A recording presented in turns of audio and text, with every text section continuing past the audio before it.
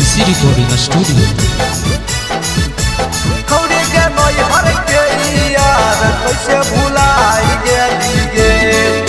झूठो के वादा झूठो के प्यार कैली गे, झूठो के वादा झूठो के प्यार कैली गे। छोड़ी गेली ससुररिया तो भतार कैली गे। छौड़ी गे नैहर के यार कैसे भुलाई गेली गे। झूठो के वादा झूठो के प्यार कैली गे, झूठो के वादा झूठो के प्यार कैली गे। छोड़ी गेली ससुररिया तो भतार कैली गे। छौड़ी गे नैहर के यार कैसे भुलाई गेली गे। भुलाई गेलिए,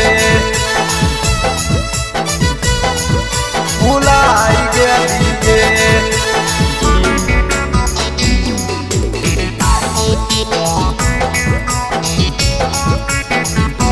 खौरी के नैहर के यार कैसे भुलाई गेलिए।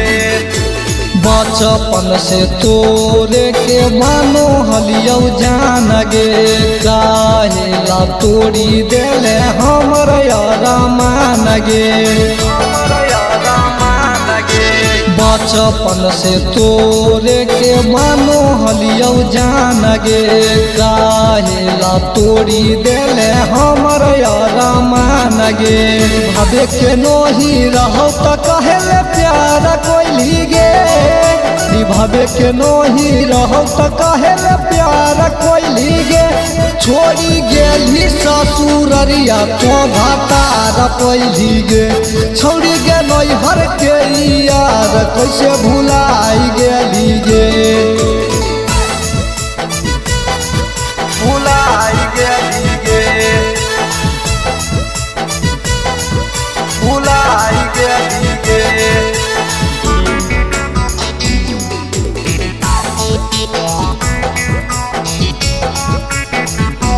खौरी के नैहर के यार कैसे भुलाई गेलिए।